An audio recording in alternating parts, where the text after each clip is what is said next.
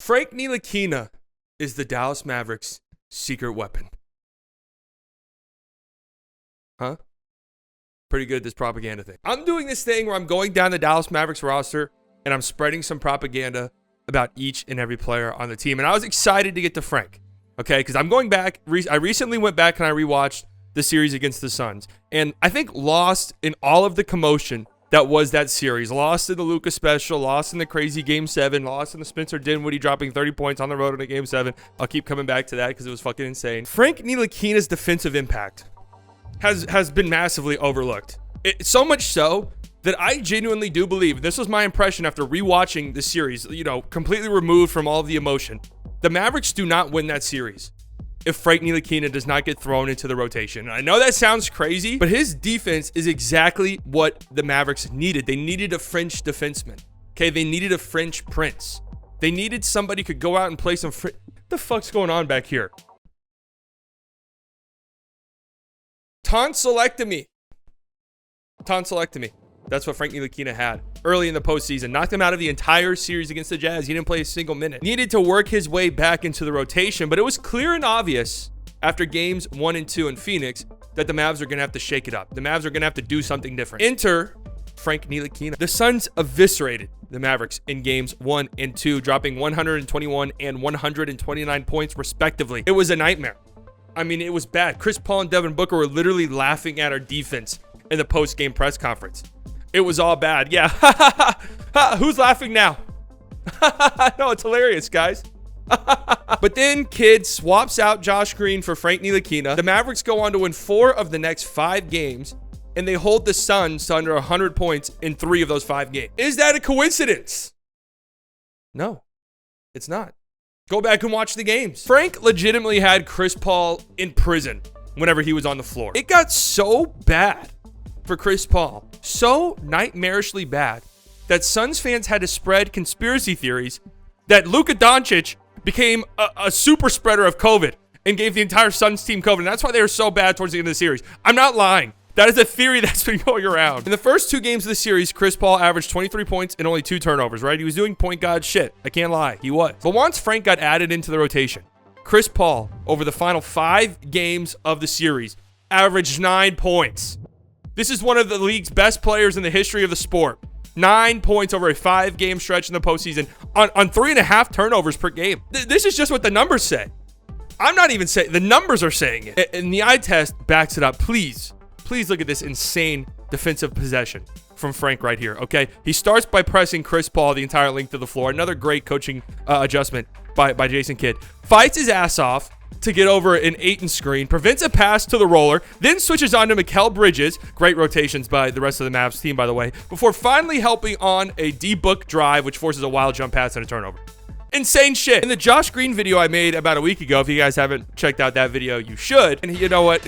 While I'm going over the YouTuber stuff, I might as well do this. Make sure you guys like the video and leave a comment. It helps spread this propaganda to the rest of YouTube, okay? Don't you think other NBA fans deserve to know how good Frank Ntilikina's defense is? In the Josh Green video, I talked about how disruptive Josh Green was as a defender and how often it led the turnovers. Well, the same could be said for Frank. When on the court, opponents turned the ball over nearly 3 more times per 100 possessions than when Frank was off the court. That differential was the second biggest on the Dallas Mavericks, behind only, who was it? Dorian? No. Reggie? No. Josh Green? No. Davis Bertans? What the hell is he doing here? Listen, Bertans on-off splits are absolutely mind-numbing, okay? And I cannot wait to dive into them because they don't make any sense. In fact, nobody in the NBA generated more steals per possession than Frank Ntilikina did last postseason. He averaged nearly 3.5 steals per 100 possessions, and in a must-win, do-or-die Game 6 against the number 1 seed, he had 4 steals. Nearly 10% of every single Suns possession when Frank Ntilikina was on the floor ended in a Frank steal. Do you know how insane that number is? That is obscene. Look at him just straight up bully Chris Paul right here. I mean, puts him in the fucking weight room. He's too strong, all right? Get on the floor, Chris. Get up. It's not funny anymore, is it? His disruptiveness on defense goes far beyond turnovers. The Suns shot 10 percentage points worse on mid-range jumpers when Frank Ntilikina was on the floor, which is significant considering only the Chicago Bulls shot more mid-range jump shots than the Phoenix Suns did last season. A big reason for this is Frank's ability to fight over screens. He's one of the best in the NBA at navigating screens, and that's incredibly important against a team like Phoenix, who loves to spam the pick and roll over and over and over, and also loves to pick on drop coverage and shoot those elbow jump shots with Chris Paul and with Devin Booker. And this has been a trend throughout his career as well. I mean, every time he's on the court, opposing teams shoot worse from the mid-range, and that's because Frank is a lengthy, long defender. He's also great at getting over screens and contesting shots. So bravo to Jason Kidd, and bravo to Nico Harrison. I mean, anytime you sign a player for $2 million and they're giving you very big, significant minutes in the postseason, you're doing something right as a GM. So what is it, huh? What's the catch? Why aren't we all just shitting on the Knicks and laughing at them for letting Frank go? I mean, it's pretty much every NBA fan's favorite pastime, laughing at the Knicks. Why aren't we doing more of that? Well, despite everything that I've told you so far, despite the fact that the Mavs defense was nearly 6.5 points per 100 possessions better when Frank was on the floor this past postseason, the Mavericks were still 11.3 points worse when Frank was on the floor. That's how horrifically bad his offense is. Mavs offense was 17.5 points per 100 possessions worse when Frank was on the floor. That was the bottom 3 in the entire NBA during the playoffs. But I will say, on-off stats are notoriously misleading, especially when we're talking about a sample size as low as like 120 minutes. I think that's how many playoff minutes Frank had. I know you're thinking, slightly, haven't you been using on-off splits literally this entire video?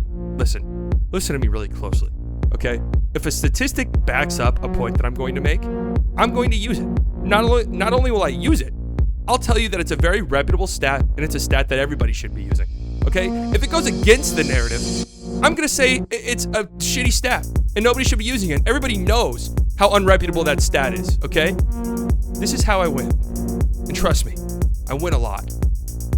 Frank's offensive production has been straight up bad. I mean, there's really no two ways around it. Outside of his second season, every team that he's been on has been better offensively when he's off the floor. But it might not be a complete and total lost cause. I mean, one, Frank is only 24 years old. That's still really young. There's still room to grow and develop. And two, his jump shot's not complete and totally lost. Like, it's there. There's the remnants of a jump shot there. And if he can develop a consistent jumper, considering his defensive impact, he's going to have a long NBA career. Like, there's always going to be a place for him on contending teams. He shot 36% on catch and shoot threes this past season, which, you know, I think that's a little bit below league average. But that's not a horrific number. And that sort of aligns with his career trends up until this point. The thing that I can't keep it out of my gigantic fucking head is all the speculation that Frank is going to end up being the backup point guard and run the bench unit for the Mavericks, which I'm just gonna be real. There's no pathway to success there, both from an individual standpoint for Frank and from a team standpoint. I just don't see it working out. Every team that Frank has been on has performed better when he has shared the floor with another point guard. And I don't think Frank can run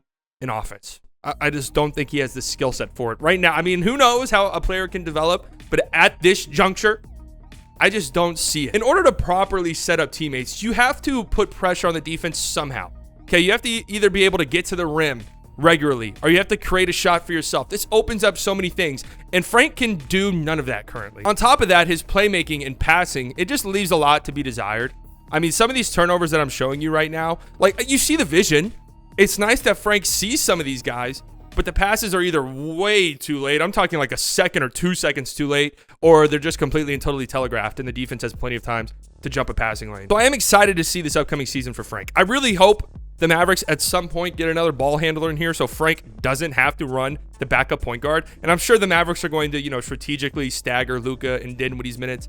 That way Frank's not having to run the backup point guard. I'm excited to see the development here. I'm excited to see if the three-point shot comes along a little bit more. I'm excited to see if those three-point attempts go up. I'm excited to see if playing time goes up, because that's another thing too. I mean, I'm sitting here talking about how great Frank was against the Suns, but there's a world where Frank doesn't even play the season, or he's off the team by February. Like, there is a world where that's a possibility. Either way, man, Frank deserves his flowers for the defense he played against the Phoenix Suns. Legitimately, 100% do not believe that the Mavericks win that series without him. I do not believe it at all. And his contract this year is $2 million. I mean, that's really good production for a contract of that size. It really is. So I'm rooting for him. I'm hoping the offensive game develops a little bit more, and I'm hoping he gets an ample amount of playing time to show off his skills as a wing defender, because they're some of the best in the NBA. They just are. Some people call him a generational defensive talent.